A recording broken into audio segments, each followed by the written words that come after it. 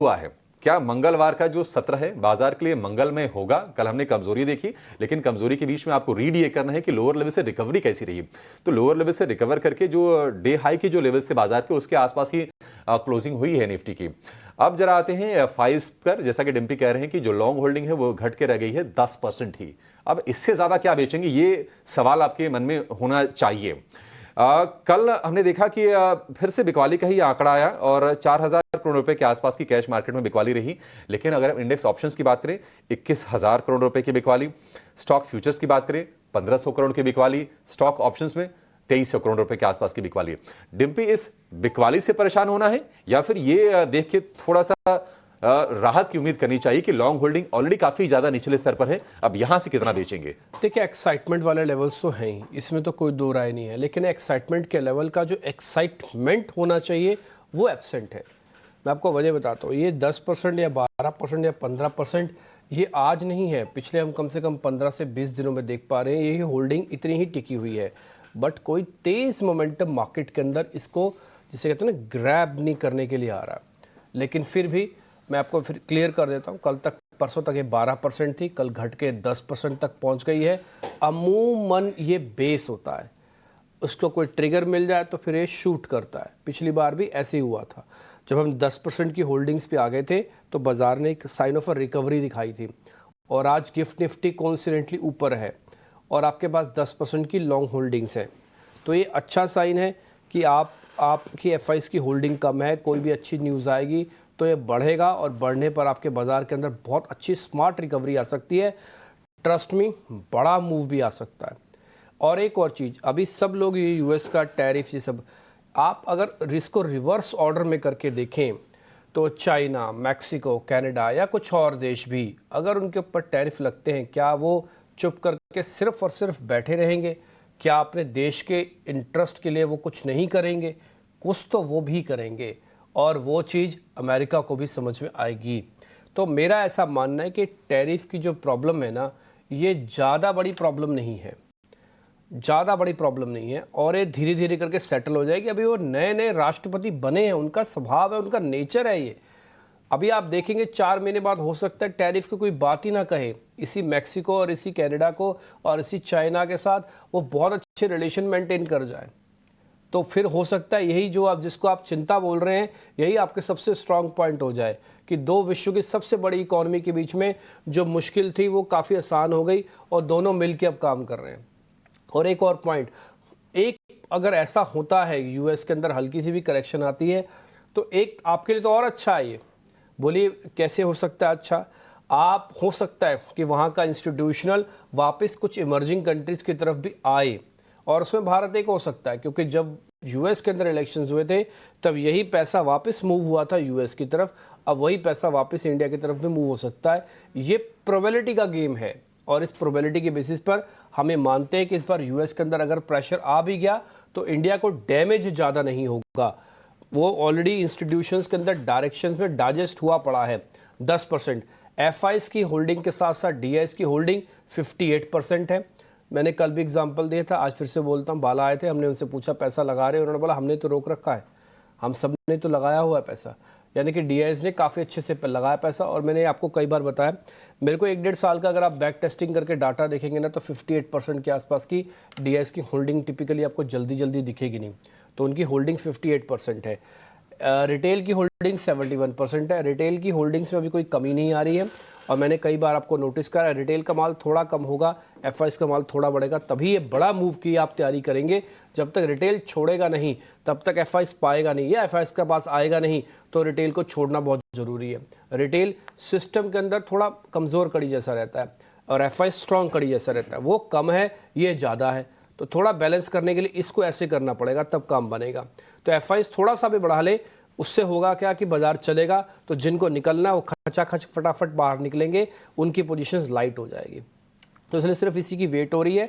ये वेट कब तक, कैसे, किस रूप में होगी, देखना पड़ेगा। मैं फिर से रिपीट कर देता हूँ, हमें टैरिफ की चिंता कम है, हमें अपने रुपये की चिंता ज़्यादा है। इसको स्ट्रॉन्ग कौन करेगा मेरे को नहीं पता। आरबीआई गवर्नर करेंगे, देश के वित्त मंत्री करेंगे, देश के प्रधानमंत्री करेंगे, कौन करेगा मेरे को तो दूर दूर तक नाम और चीज़ें ही नहीं दिख रही हैं।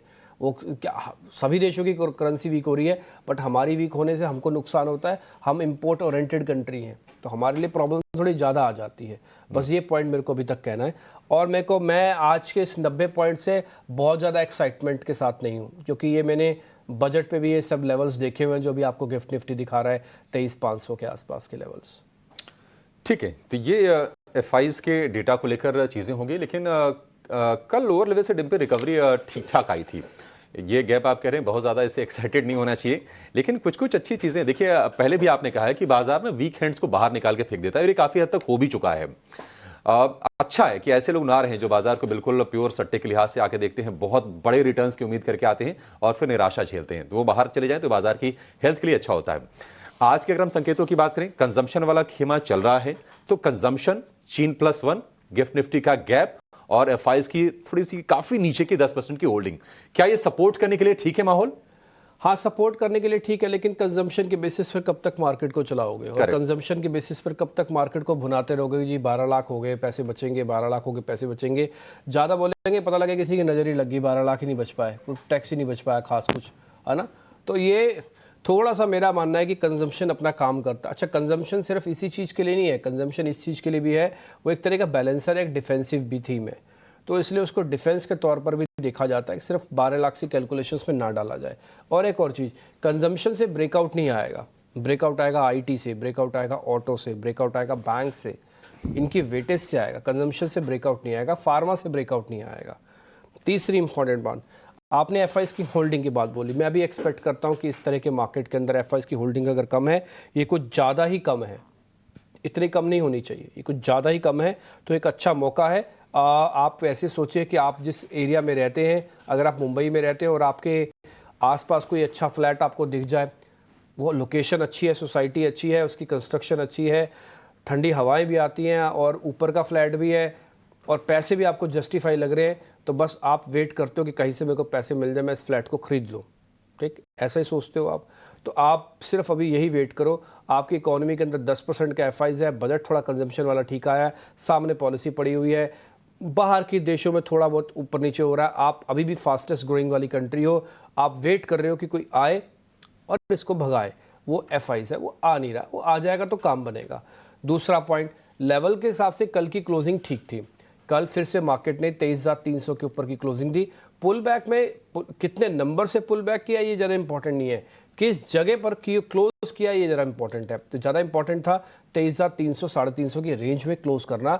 ये कल भी हमने आपको बताया था कि इस रेंज में क्लोज कर जाए तो आप समझ लेना कि टैरिफ को है बहुत अच्छे से डाइजेस्ट कर गया। अगर आपको एक एक बात हमारी याद हो तो एग्जैक्टली यही पॉइंट्स हमने बोले थे और एग्जैक्टली यही पॉइंट भी हुआ भी। आपने 23,300 के 50 के ऊपर क्लोजिंग भी की और रातों रात खबर भी आ गई कि जी टैरिफ का मामले हम टाल रहे हैं। तो इट्स अ गुड साइन और एक काफ़ी हद तक मार्केट अपने डाटा में बता देता है कि कुछ ऐसा ही होगा। ये नहीं पता होता कि ये खबर आएगी, बट ये पता होता है कि हाँ इसकी इंपॉर्टेंस नहीं होगी ज़्यादा। अब एनी हाउ, अब करना क्या चाहिए आपको, आपके पास पोजीशंस है, ना ही एवरेज करना ना ही तेज़ी से बढ़ाना। एक और चीज़, आपने एकोमुलेशन किया होगा पिछली बार के सीरीज़ के अंदर, अब आप इस सीरीज़ के अंदर रोल भी करके आए होगे। चलो पिछली बार के सीरीज़ के अंदर नहीं लिया, इस सीरीज़ में लिया होगा, चलो बजट से ठीक पहले लिया होगा। होल्ड, मैं फिर से बोलता हूँ कि आपको भी by right and sit tight करके रखना है। आप बहुत अच्छा पैसा बनाएंगे मार्केट के अंदर। 10% से 50% एफआईज चला ना तो ट्रस्ट में 3,000 पॉइंट बैंक निफ्टी चलेगा, उससे भी ज़्यादा चल सकता है। और कम से कम 1,000 से 1,500 पॉइंट निफ्टी चलेगा और उससे भी ज़्यादा चल सकता है अगर वो थोड़ा भी खरीदारी करने पे आए तो। ये हमने पैटर्न पहले भी देखा है उनका। तो आप सिर्फ उसी चीज़ की वेट करो, इसलिए सिट टाइट होके बैठो और अच्छे शेयर लेके बैठो। गलत शेयर लेके बैठे रहोगे, एक तो वैसी मुसीबत है, चल नहीं रहा मार्केट, ऊपर से गलत शेयर लेके बैठोगे, आपका मनोबल भी टूटेगा। और थोड़ा बहुत मार्केट चलता है, मेरा तो माल ही नहीं चलता। तो इसलिए थोड़ा कांट छांट करो। अगर आपके पोर्टफोलियो में फंसा हुआ है कोई माल है, उसको थोड़ा कांट छांट कर दो। नहीं है तो धीरे धीरे करके प्लस करो, एक्यूमुलेट करो।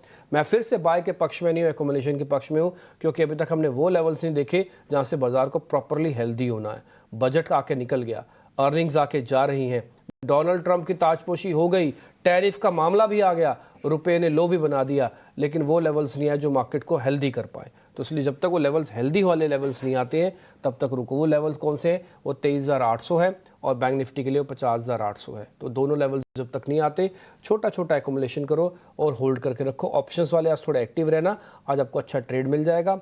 वैसे कोई दिक्कत नहीं है। मैं फिर से बोल देता हूँ, ना ही मेरे को आज बहुत ज़्यादा एक्साइटमेंट है, ना ही मेरे को कल के गिफ्ट निफ्टी देख के कोई बहुत ज़्यादा डिप्रेशन था। मैंने तो आपके सामने खुल्लम खुल्ला बोला, मेरे को नहीं लगा। मैंने तो कल आपसे बात भी बोली, मेरा टैरिफ वर्सेस टैरिफ है, हमारा वाला टैरिफ जीतेगा, उनके वाला टैरिफ हारेगा।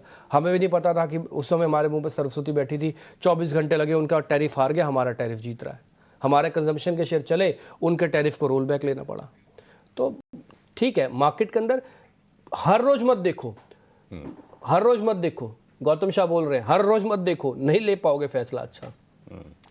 डिप्टी, निफ्टी बैंक पर आते हैं। देखिए, आप कह रहे हैं कि अभी वो एक्साइटमेंट वाला लेवल नहीं आया, लेकिन क्या वो एक्साइटमेंट वाला लेवल आरबीआई की क्रेडिट पॉलिसी के बाद आएगी? क्योंकि 3 दिन बाद पॉलिसी है, शुक्रवार को आरबीआई की पॉलिसी भी आने वाली है और चर्चा हो रही है कि शायद रेट कट का सरप्राइज आ जाए। हालांकि उसकी संभावना मुझे काफी कम लग रही है।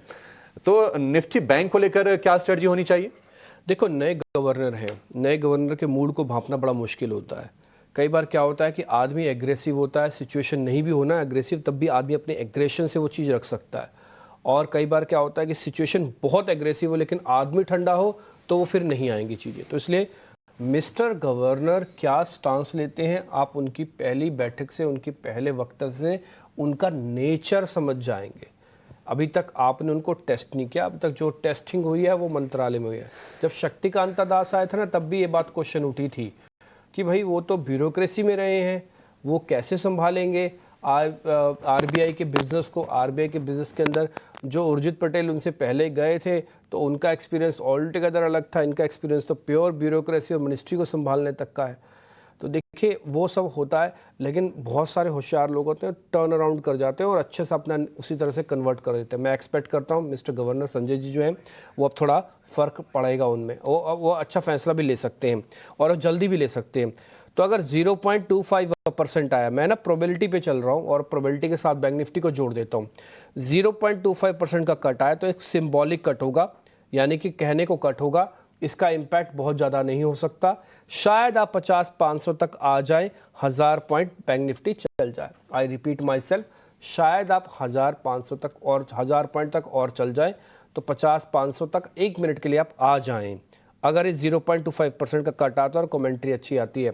और अगर 0.5% का कट आता है तो आप 100% 50-500 को देखेंगे ही देखेंगे, 100% देखेंगे तब आप।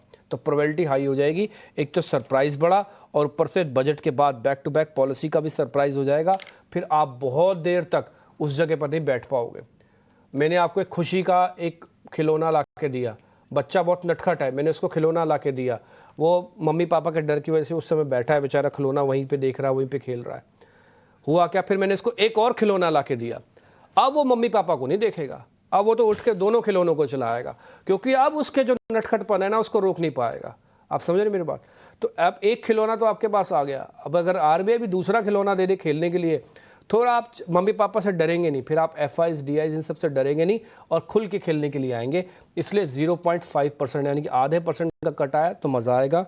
0.25% पे कैलकुलेशंस होंगी, हर कोई अपना दिमाग लगाएगा और 50-500 तक का बैंक निफ्टी फिर देखते हैं होगा कि नहीं होगा, वो फिर फंस के रह सकता है। बट आपको करना क्या, एक्यूमुलेशन के स्टांस को रखना है। बाजार अपने सपोर्ट को पक्के करने की प्रोसेस में है, रेजिस्टेंस को ब्रेक नहीं कर रहा, बस ये लाइन याद रखना। सपोर्ट पक्का कर रहा है, रेजिस्टेंस को ब्रेक नहीं कर रहा। जब रेजिस्टेंस ब्रेक होगा तब बड़ा मजा आएगा, अभी तो सपोर्ट के साथ ही जूझना पड़ेगा। थोड़ा बोरिंग है और थोड़ा कंसोलिडेशन है, थोड़ा इरिटेटिंग है। करें क्या मैडम, करें क्या, ऐसे ही चल रहा है, ऐसे ही हो रहा है। खैर, आपको मैंने सारे लेवल्स बता दी, मैं पुट कॉल रेशियो से कंप्लीट कर देता हूँ। 0.87 का निफ्टी का और 0.79 का बैंक निफ्टी का है, तो रेंज में है। ऑलरेडी एफआईज की होल्डिंग में बता चुका हूँ, दोनों ने ही, निफ्टी ने और बैंक निफ्टी ने अपने 20-20 दिन की एवरेज को पार किया हुआ है। इसका मतलब ट्रेडर्स का कंफर्ट जोन है मार्केट के अंदर, छोटा मोटा डिप आता है वो बाय करते हैं, उनका कॉन्फिडेंस का लेवल है, बट 200 दिन अभी पार नहीं हुए हैं। लॉन्ग शॉर्ट रेशियो सब आपकी स्क्रीन पर आ जाएगी। एफ&ओ में कोई बैन शेयर है नहीं और निफ्टी 23,500 23,550 वाली रेंज के अंदर फिर से भी रुक सकता है, एक रेजिस्टेंस का एरिया है। मेरे साथ 2 मेहमान जुड़ चुके हैं जी। Good morning. एंड जहाँ तक निफ्टी बैंक निफ्टी के व्यू की बात है, वेल हमने एज एक्सपेक्टेड बजट के बाद हल्का सा मार्केट में पुल बैक जरूर देखा and that was driven not just by budget but even by the Trump events and does that mean that यहाँ से हम दोबारा स्ट्रांगली गिरना शुरू करेंगे? वेल ऐसा नहीं है। एक पुल बैक हुआ है जो प्राइस को सपोर्ट की तरफ लेकर आया है। फ्यूचर्स की बात करें तो 23,300 पे निफ्टी फ्यूचर्स में एक स्ट्रॉन्ग सपोर्ट बनता है और वहां तक हमने कल जाते हुए देखा भी है निफ्टी को। तो मेरे हिसाब से उस सपोर्ट को होल्ड जब तक करेगा मार्केट निफ्टी फ्यूचर्स पे 23,300 जब तक होल्ड होगा तब तक गुड अमाउंट ऑफ चांसेस कि हम आगे 23,500 को क्रॉस करके 23,900 की तरफ जाने की कोशिश करेंगे over the next few days. और इसमें आरबीआई की पॉलिसी का भी एक अच्छा खासा रोल रहेगा। जब तक आई नहीं है पॉलिसी तब तक होप्स की वजह से, और अगर आ गई और रेट कट मिल गया तो फैक्ट की वजह से हम 23,900 की तरफ और 24,000 की तरफ जाने की एक कोशिश जरूर करेंगे। जहां तक बैंक निफ्टी की बात है तो बैंक निफ्टी में फ्यूचर्स के हिसाब से लेवल्स पे प्राइस में पुल बैक के बाद यहाँ पे भी एक सपोर्ट आया है जो 49,250 के करीब है और कल 250 होल्ड कर रहा है फ्यूचर्स पे। तो यहाँ पे भी जब तक हम 49,250 के ऊपर हम होल्ड करेंगे तब तक गुड अमाउंट ऑफ चांसेस कि हम दोबारा से 50,000 और 50,500 की तरफ जाने की आने वाले दिनों में कोशिश करेंगे। ठीक है, रचना जी गुड मॉर्निंग। अपने स्टॉक्स बता दीजिए आप। जी, जहां तक मेरी तरफ से स्टॉक्स की बात है तो उनमें एक रहना चाहिए जो लॉन्ग साइड पे देख सकते हैं, that could be probably Tata steel.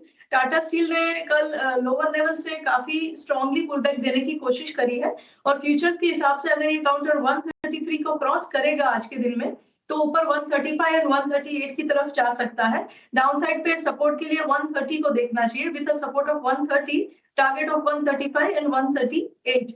And दूसरा नाम जिस पे मेरी नजर रहेगी वुड बी टीसीएस। यहाँ पे भी अच्छा खासा लोअर लेवल से कल हमने पुल बैक देखा है और अगर ये काउंटर आज के दिन में 4100 फ्यूचर्स पे क्रॉस करेगा तो इसमें लॉन्ग करना चाहिए। जब वो 4100 को क्रॉस करेगा तो चांसेस है कि ये 4150 एंड 4200 की तरफ जाएगा। डाउन साइड पे सपोर्ट के लिए देखना चाहिए 4070।